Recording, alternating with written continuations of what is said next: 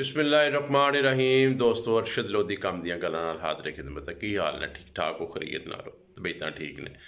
लो फिर आई तुहानूं छोटी जी ते मज़ेदार सस सौहरे ते जवाई दी गुफ्तगू सुनाइए, ज़रा गौर नाल सुनना बे। सौहरा ते जवाई बैठे सन ते जवाई अपने सौहरे नूं कहंदा है कि अब्बा जी मैं बहुत परेशान हाँ ते मैं तुहाडे नाल गल करना चाह रहा। सौहरे ने कहा बेटे दस की मसला है। उन्हें कहा अब्बा जी गल हैगी है कि मैं बड़ा दुनिया का मजलूम तरीन इंसान हाँ क्योंकि तुहाडी बेटी ने मेरा नक च दम कर दिता है। उन्हें कहा कि यार की होया, हौसला कर।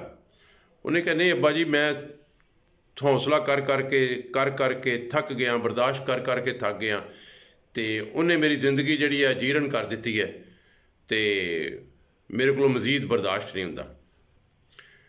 सौहरा कहने लगा यार गल सुन, तू तो कह दिता है कि तू दुनिया का मजलूम तरीन इंसान है कि यार कभी मेरे वाल भी ध्यान करया कर यार। उन्हें कहा भाजी तुहानू की मसला है?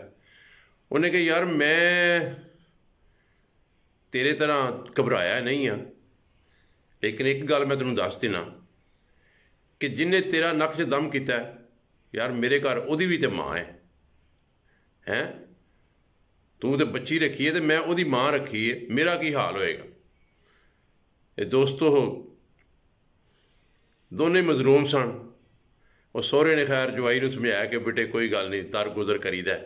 ये औरतां इसे तरह होंदियां ने, ये परेशान करदियां इन्हें बंदियां नूं ते कोई गल नहीं, हौसला नहीं हारीदा हुंदा। इन्हां नाल इसे तरह जिंदगी गुजार छड़ो, कोई गल नहीं। दोस्तों गल पसंद आई होए सबसक्राइब कर दिओ, लाइक कर दिओ, शेयर कर दिओ। इंशाअल्लाह इस तरह दी प्यारी प्यारियां मिठियां मिठियां गल्लां नाल अगली वीडियो फिर मुलाकात होएगी। अल्लाह हाफिज़।